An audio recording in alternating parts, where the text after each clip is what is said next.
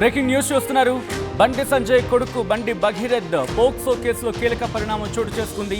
హైకోర్టును ఆశ్రయించారు బండి సంజయ్ కొడుకు భగీరథ్. మధ్యంతర బెయిల్ కోరుతూ హైకోర్టులో బండి భగీరథ్ పిటిషన్ దాఖలు చేశారు.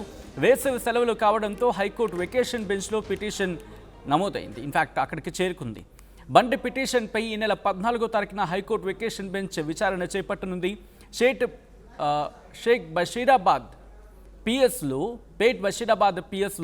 బండి భగీరథ్పై పోక్సో కేసు నమోదైంది. మైనర్ బాలికను వేధించాడంటూ బండి భగీరథ్పై అభియోగాలున్నాయి. విచారణ కోసం సిట్ ఏర్పాటు చేసింది తెలంగాణ ప్రభుత్వం. రెండోసారి బాధితురాలి స్టేట్మెంట్ రికార్డు చేయబోతున్నారు పోలీసులు. ఇంకోవైపు చైల్డ్ రైట్ కమిషన్ను కలిశారు బీఆర్ఎస్ నేతలు. కీలకమైన డెవలప్మెంట్ చోటు చేసుకుంటున్నాయి. ఒకరి తర్వాత ఒకరు రియాక్ట్ అవుతూ ఉన్నారు. ప్రస్తుతం ఇది కాస్త పొలిటికల్ టర్న్ తీసుకుంది. మైనర్ బాలికకు న్యాయం చేయాలంటూ ఇటు పొలిటికల్గా ఈ అంశానికి సంబంధించి తీవ్రమైన ఆరోపణలు తీవ్రమైన వ్యాఖ్యలు కూడా వినిపిస్తూ ఉన్నాయి. మరి ముఖ్యంగా బండి సంజయ్ కేంద్ర మంత్రి పదవికి రాజీనామా చేయాలి అంటూ కూడా చెప్తున్న సందర్భం. ఆల్రైట్, ఇదే అంశానికి సంబంధించి డీటెయిల్డ్ ఇన్ఫర్మేషన్ తెలుసుకుందాం. ఎటువంటి విచారణ జరిగే అవకాశం ఉంది, దాంతోపాటు బండి భగీరథ్కి సంబంధించి విచారణలో ఎటువంటి డెవలప్మెంట్స్ ఉన్నాయి, అండ్ ఇక్కడ బండి భగీరథ్ను అదుపులోకి తీసుకోవాలని చెప్పి పెద్ద ఎత్తున నిరసనలు కావచ్చు, లేకపోతే ఆందోళనలు కావచ్చు, పెద్ద ఎత్తున డిమాండ్స్ వినిపిస్తున్న తరుణంలో పోలీసుల ఇన్వెస్టిగేషన్ ఎంతవరకు వచ్చింది, డీటెయిల్గా మాట్లాడుకుందాం. మా ప్రతినిధి ఇన్నారెడ్డి అప్డేట్స్ అందించేందుకు సిద్ధంగా ఉన్నారు. ఇన్నారెడ్డి, బండి భగీరథ్పై ఇప్పటికే పొలిటికల్గా కూడా చాలా హాట్ కామెంట్స్ వినిపిస్తూ ఉన్నాయి.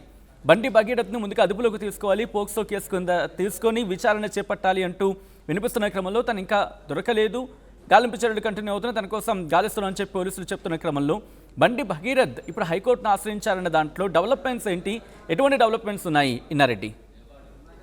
సచిన్, మనం గమనించవచ్చు, ఇది చాలా సెన్సిటివ్ ఇష్యూ. ఎప్పుడైతే బండి భగీరథ్ సంబంధించిన వ్యవహారంలో ఇప్పటికే రుతురాజ్ అని సిన్సియర్ ఐపీఎస్ ఆఫీసర్ పర్యవేక్షణలో ప్రస్తుతం ఇన్వెస్టిగేషన్ కొనసాగుతూ ఉంది. ఇప్పటికే చాలా డీటెయిల్ ఇన్ఫర్మేషన్ తీసుకున్నారు. మరొక విషయం ఏంటంటే, దీంట్లో రెండోసారి కూడా బాధితురాలు యొక్క స్టేట్మెంట్ రికార్డ్ చేసిన తర్వాత నెక్స్ట్ ఫర్దర్గా ఎలాంటి స్టెప్స్ వేయాలి, తర్వాత ఏ రంగా ముందుకు పోవాలన్న విషయం మీదనే పోలీస్ యంత్రాంగం సన్నద్ధమవుతా ఉంది. దీని మీద బండి భగీరథ్ని అరెస్ట్ చేయడానికి కూడా ఇప్పటికే కొన్ని కీలకమైన సాక్ష్యాలు, రెండోసారి విచారణలో కూడా ఇంకా చాలా కీలకమైన విచారణ సంబంధించిన విషయాలు బయటపెట్టింది. కొన్ని ఎవిడెన్స్లు కూడా బాధితురాలు పోలీసుకు ఇచ్చింది చెప్పడం మనకు తెలుస్తూ ఉంది. సో ఈ నేపథ్యంలోనే బండి భగీరథ కోర్టును ఆశ్రయించడం జరిగింది. మధ్యంతర బెయిల్ గురించి కూడా ఆయన పిటిషన్ దాఖలు చేసిన నేపథ్యంలో ప్రస్తుతం వెకేషన్ కోర్టు నడుస్తూ ఉంది. సో ఈ నేపథ్యంలోనే 14వ తారీఖున ఈ కేసు విచారణ చేస్తామని కోర్టు తెలిపిన నేపథ్యంలో 14వ తారీఖున విచారణ చేసిన తర్వాత కోర్టు బెయిల్ ఇస్తుందా లేదా అన్న దాని మీద కోర్టు నిర్ణయించుకునే అవకాశం కనిపిస్తూ ఉంది. దీనికి సంబంధించి ఎప్పుడైతే ఈ బండి భగీరథకు సంబంధించిన వ్యవహారంలో దీంట్లో చాలా కీలకమైన అంశాల ఆధారంగా ఇన్వెస్టిగేషన్ చాలా ఫాస్ట్గా ఉంది. అంటే ఒకపైన కేంద్ర రాష్ట్రంలో కూడా ఈ కేసుకు సంబంధించి కేంద్ర ప్రభుత్వంలో హోంశాఖ సహాయ మంత్రిగా ఉన్నాడు కాబట్టి ఖచ్చితంగా ఈ కేసు విచారణ త్వరితగతిన పూర్తి కాకుండా ఆయన అనేకమైన ప్రెజర్స్ పెట్టే అవకాశం ఉందన్న నేపథ్యంలో కూడా పోలీస్ యంత్రాంగం మాత్రం ముఖ్యమంత్రి ఇప్పటికే డీజీపీ సివి ఆనంద్ గారికి చాలా స్పష్టమైన ఆదేశాలు జారీ చేయడం జరిగింది. దీంట్లో ఎవిడెన్స్ ఆధారంగా ఇమ్మీడియట్గా యాక్షన్ తీసుకోండి అని చెప్పిన నేపథ్యంలో ఒకటపల్లి డీసీపీ ఐపీఎస్ ఆఫీసర్ రుతురాజ్కి సంబంధించిన ఇన్వెస్టిగేషన్ కొనసాగుతున్న నేపథ్యంలో ఇప్పుడు బండి భగీరథ హైకోర్టు ఆశ్రయించిన తర్వాత తీసుకోవాల్సిన జాగ్రత్తలు, లీగల్గా ఏ విధంగా ముందుకు పోవాలి, ఎలాంటి ఎవిడెన్స్లు రేపొద్దున కోర్టుకు వచ్చిన తర్వాత ఖచ్చితంగా పోలీసులు అబ్జెక్షన్ వ్యక్తం చేస్తారు. ఈ బెయిల్ వ్యవహారంలో బెయిల్ ఇవ్వకుండా ఉండేందుకు పోలీసు యంత్రాంగం కూడా అబ్జెక్షన్ కూడా చెప్పే అవకాశం కనిపిస్తూ ఉంది. దానికి సంబంధించిన లీగల్ బ్యాటింగ్లో కూడా పోలీసులు ఇప్పటికే అంతగా సిద్ధంగా ఉన్నట్టు తెలుస్తూ ఉంది. అలాగనే 14వ తారీఖున ఇది బెంచ్ మీదకి వచ్చే అవకాశం కనిపిస్తూ ఉంది. కాబట్టి బండి భగీరథ మధ్యంతర బెయిల్ వ్యవహారంలో ఖచ్చితంగా చాలా కీలకమైన ఆర్గ్యుమెంట్ జరిగే అవకాశం కనిపిస్తూ ఉంది. మరి కోర్టు నిర్ణయం అనేది ఎలా ఉండబోతుందని దాని మీద 14వ తారీఖున విచారణలో కోర్టు ఎలాంటి నిర్ణయం తీసుకున్న దాని మీద కూడా ఇప్పటికే కొంత లీగల్గా పోలీస్ యంత్రాంగం సిద్ధంగా ఉంది. అలాగనే బండి సంజయ్కి సంబంధించి బండి భగీరథ తరపున కూడా చాలా పెద్ద అడ్వకేట్లు కూడా హైకోర్టు ముందు హాజరై తమ ఆర్గ్యుమెంట్ వినిపించడానికి సిద్ధంగా ఉన్నట్టు తెలుస్తూ ఉంది. ఏదైనప్పుడు కూడా చట్టం తన పరిధానం చేసుకుంటూ పోతా ఉంది. వీళ్ళు మధ్యంతర బెయిల్కు అప్లై చేసినప్పటికీ కూడా ఇప్పటికే రుతురాజ్ మహిళా ఐపీఎస్ అధికారి ఆధ్వర్యంలో చాలా స్పష్టంగా ఇప్పటికే రెండోసారి కూడా ఆమె స్టేట్మెంట్ రికార్డ్ చేశారు. కాబట్టి ఖచ్చితంగా అరెస్ట్ అనేది ఈరోజు రేపులో ఉండే అవకాశం ఉందని కూడా మనకు తెలుస్తూ ఉంది. ఇప్పటికే అంటే ఆయన ఫోన్ స్విచ్ ఆఫ్ చేసినప్పటికీ కూడా బండి భగీరథను ఇప్పటికే పోలీస్ ట్రాకింగ్లోనే ఉన్నారు. పోలీస్ ఎప్పటికప్పుడు అతని కదలికలు అబ్జర్వ్ చేస్తూ ఉందని అన్నట్టు కూడా మనకు పూర్తి స్థాయిలో సమాచారం ఉంది. డీజీపీ సివి ఆనంద్ గారి పర్యవేక్షణలో లేడీ ఐపీఎస్ ఆఫీసర్ చాలా కీలకంగా వ్యవహరించి దీంట్లో ఎక్కడ కూడా పోలీస్ యంత్రాంగం యొక్క పనితీరులో కానీ తర్వాత ఎవిడెన్స్ సేకరించడం కానీ ఎక్కడ కూడా ఎలాంటి లీగల్ బ్యాటింగ్ సంబంధించిన అన్ని ఎవిడెన్స్ కూడా సేకరించడం జరుగుతూ ఉంది.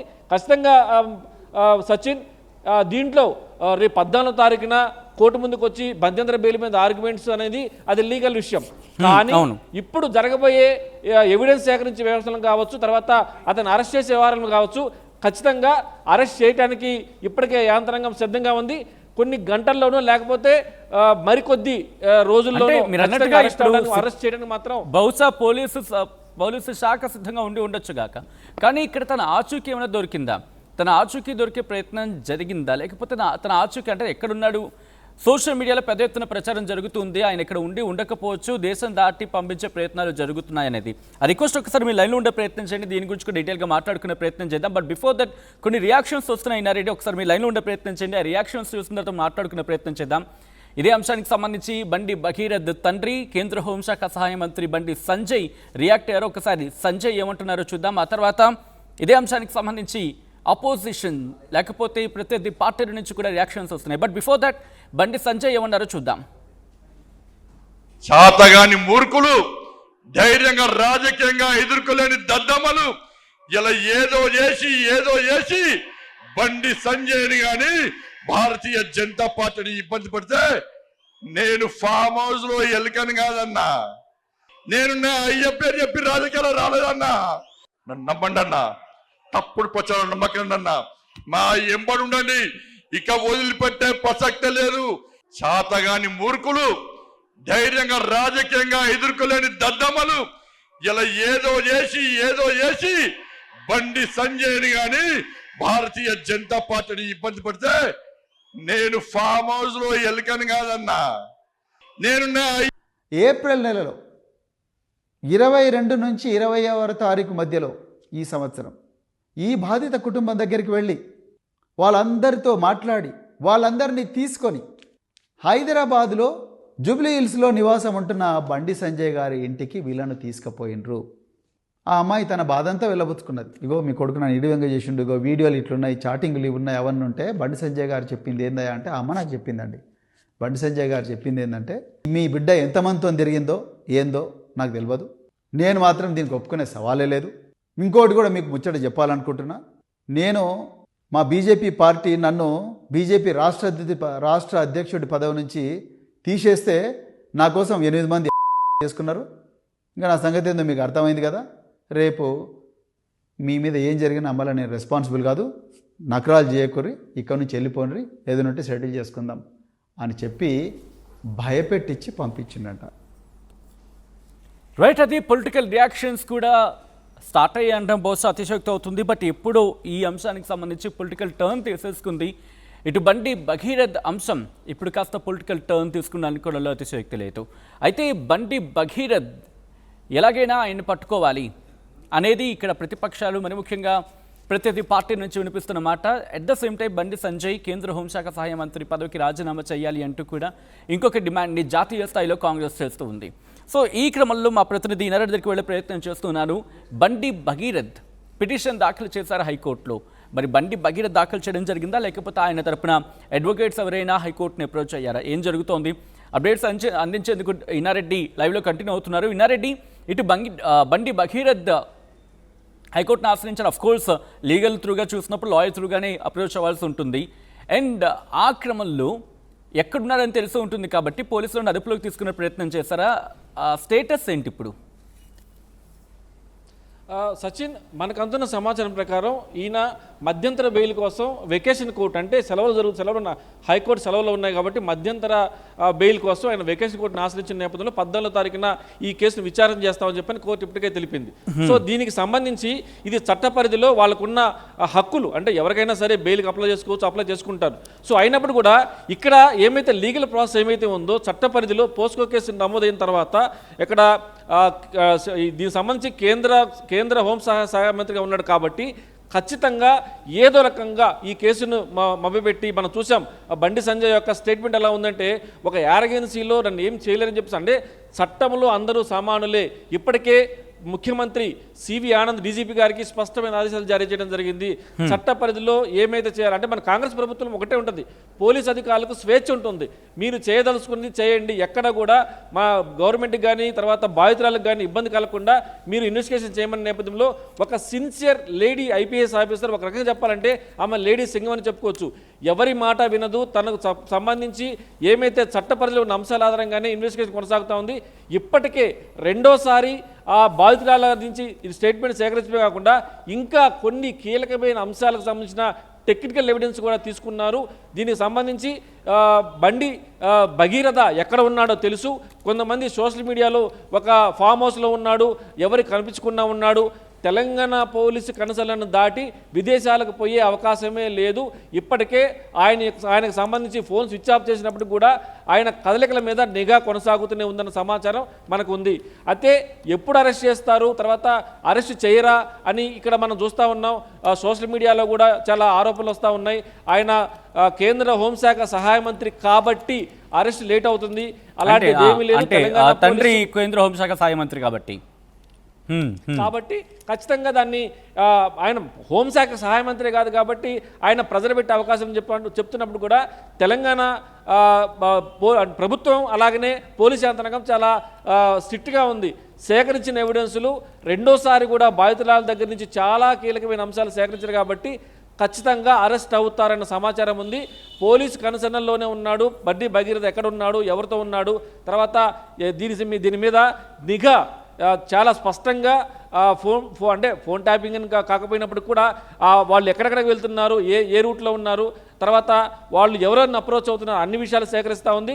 మనకంతున్న సమాచారం ప్రకారం ఖచ్చితంగా మరికొద్ది గంటల్లో అరెస్ట్ అయ్యే అవకాశం ఉందని తెలుస్తూ ఉంది. మరి లీగల్ ప్రాసెసింగ్స్ గడుస్తూ ఉంది. వాళ్ళు ఆల్రెడీ కోర్టును ఆశ్రయించారు. 14వ తారీఖున బెంచ్ మీదకి వస్తుంది కాబట్టి అది లీగల్ టీం చూసుకుంటుంది. కానీ చట్ట పరిధిలో పోలీసు యంత్రాంగం చేయాల్సిన అన్ని ప్రయత్నాలు కొనసాగుతూ ఉన్నాయి. ఇంకా చాలా ఎవిడెన్స్ సేకరించారు. ఇదే కాకుండా బాధితులకు సంబంధించి ఆమెకు సపోర్ట్ చేసిన వాళ్ళు, తర్వాత ఇన్సిడెంట్ జరిగినప్పుడు అక్కడ ఉన్న వ్యక్తులు, తర్వాత దానికి సంబంధించిన టెక్నికల్ ఎవిడెన్స్ అన్నీ సీసీ కెమెరా ఫుటేజ్ కావచ్చు, కాల్ డీటెయిల్స్ కావచ్చు, తర్వాత కొన్ని స్టేట్మెంట్ కూడా రికార్డ్ చేసి తెలుస్తూ ఉంది. ఎవరైతే ఆ సమయంలో తనతో పాటు ఉన్నారో వాళ్ళకి సంబంధించిన స్టేట్మెంట్ కూడా రికార్డ్ చేస్తుంటే తెలుస్తూ ఉంది. ఇవన్నీ కూడా చాలా సీక్రెట్గా జరుగుతూ ఉన్నాయి. ఎక్కడ కూడా పోలీస్ ఇన్వెస్టిగేషన్ను కూడా దాన్ని మధ్యంతరంగా ఆపే ప్రయత్నం అయితే కొనసాగట్లేదు. ఖచ్చితంగా ఈ కేసులో మాత్రం పోలీసులు చట్టం తన పని చేసుకున్న నేపథ్యంలో మరికొద్ది గంటల్లో కానీ మరికొద్ది రోజుల్లో కానీ బండి భగీరథని అరెస్ట్ చేస్తారు. ఖచ్చితంగా బాధితులకు న్యాయం జరుగుతుందని చెప్పని కూడా పోలీసు యంత్రాంగం చెప్తున్న పరిస్థితి మనం గమనించవచ్చు. సచిన్, ఆల్రైట్, ఐ రిక్వెస్ట్ ఒక్కసారి మీ లైన్లో ఉండే ప్రయత్నం చేయండి. ఇన్నారెడ్డి, ఇదే అంశానికి సంబంధించి గతంలో ఇటు బండి భగీరథ్ తండ్రి కేంద్ర హోంశాఖ సహాయ మంత్రి బండి సంజయ్ రియాక్ట్ అయ్యారు. మరి ముఖ్యంగా ప్రధాని మోదీ సభకు వచ్చిన సందర్భంలో అంతవరకు కూడా ఆయన పెద్దగా ఎక్కడ రియాక్ట్ కాలేదు. But I think the very first time ఆయన రియాక్షన్ అది.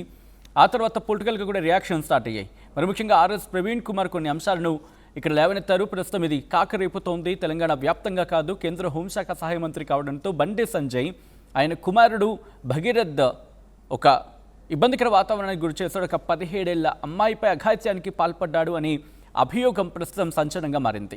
దీని మీద పూర్తిస్థాయి విచారణ జరుగుతోంది. సీనియర్ ఐపీఎస్ ఆఫీసర్స్, మరి ముఖ్యంగా డీజీపీ స్థాయి వ్యక్తులు ఈ కేసుని చాలా సీరియస్గా ఇన్వెస్టిగేషన్ చేయడం జరుగుతుంది. కాంగ్రెస్ పార్టీకి సంబంధించి ఇప్పటికీ దీన్ని సీరియస్గా తీసుకుంది అండ్ ఇన్వెస్టిగేషన్కి ఆదేశించింది. ఇన్వెస్టిగేషన్ జరుగుతుంది. పొలిటికల్ రియాక్షన్స్ వస్తున్నాయి. బండి సంజయ్ ఫస్ట్ రియాక్టర్, ఆ తర్వాత ఆర్ఎస్ ప్రవీణ్ కుమార్ కూడా రియాక్టర్. ముందుగా బండి సంజయ్ ఉన్నారో చూద్దాం. ఈ కథనం మిమ్మల్ని కాస్త కలవరపరచొచ్చు, అయితే మిమ్మల్ని కలవరపడి గురి చేయడం ఆర్టీవీ ఉద్దేశం కాదు. కానీ ఇటువంటి కథనాలు చూపించడం, తద్వారా మీకు అవగాహన కల్పించడం, మిమ్మల్ని అప్రమత్తం చేయడంలో భాగంగానే ఇటువంటి కథనాలు చూపించడం జరుగుతుంది తప్ప మిమ్మల్ని కలవరపడి గురి చేసే ఉద్దేశం ఆర్టీవీకి లేదు ఉండదు. కానీ ఇటువంటి కథనాలు చూసినప్పుడు కాస్త కలవరపడి గురి అవకాశం ఉంటుంది కాబట్టి దీనికి సంబంధించి తగిన జాగ్రత్తలు తీసుకోవాలని ఆర్టీవీ సూచించడం జరుగుతోంది. దిస్ ఈస్ అవర్ డిస్ట్రీమింగ్ content, video description is advice. ఒకసారి పొలిటికల్ రియాక్షన్స్ చూద్దాం. చాతగాని మూర్ఖులు, ధైర్యంగా రాజకీయంగా ఎదుర్కోలేని దద్దమ్మలు ఇలా ఏదో చేసి బండి సంజయ్ని గాని భారతీయ జనతా పార్టీని ఇబ్బంది పడితే నేను ఫామ్ హౌస్ లో ఎలుకని కాదన్నా, నేను నా అయ్య పేరు చెప్పి రాజకీయాలు రాలేదన్నా. నన్ను నమ్మండి అన్నా, తప్పుడు ప్రచారం నమ్మకండి అన్నా, మా ఎంబడి ఉండండి, ఇక వదిలిపెట్టే ప్రసక్తే లేదు. ఏప్రిల్ నెలలో 22 నుంచి 20వ తారీఖు మధ్యలో ఈ సంవత్సరం ఈ బాధిత కుటుంబం దగ్గరికి వెళ్ళి వాళ్ళందరితో మాట్లాడి వాళ్ళందరినీ తీసుకొని హైదరాబాదులో జూబ్లీ హిల్స్లో నివాసం ఉంటున్న బండి సంజయ్ గారి ఇంటికి వీళ్ళను తీసుకుపోయినరు. ఆ అమ్మాయి తన బాధంతా వెళ్ళబుచ్చుకున్నది. ఇగో మీ కొడుకు నన్ను ఇడివంగా చేసిండు, ఇగో వీడియోలు ఇట్లున్నాయి, చాటింగ్లు ఇవి ఉన్నాయి, అవన్నీ ఉంటే బండి సంజయ్ గారు చెప్పింది ఏందా అంటే, ఆ అమ్మ నాకు చెప్పిందండి. బండి సంజయ్ గారు చెప్పింది ఏంటంటే, మీ బిడ్డ ఎంతమందితో తిరిగిందో ఏందో నాకు తెలియదు, నేను మాత్రం దీనికి ఒప్పుకునే సవాలే లేదు. ఇంకోటి కూడా మీకు ముచ్చట చెప్పాలనుకుంటున్నా, నేను మా బీజేపీ పార్టీ నన్ను బీజేపీ రాష్ట్ర అధ్యక్షుడి పదవి నుంచి తీసేస్తే నా కోసం 8 మంది చేసుకున్నారు. ఇంకా నా సంగతి ఏందో మీకు అర్థమైంది కదా. రేపు మీ మీద ఏం జరిగినా మళ్ళీ నేను రెస్పాన్సిబుల్ కాదు, నకరాలు చేయకూరి, ఇక్కడ నుంచి వెళ్ళిపోండి, ఏదైనా ఉంటే సెటిల్ చేసుకుందాం అని చెప్పి భయపెట్టించి పంపించిండట.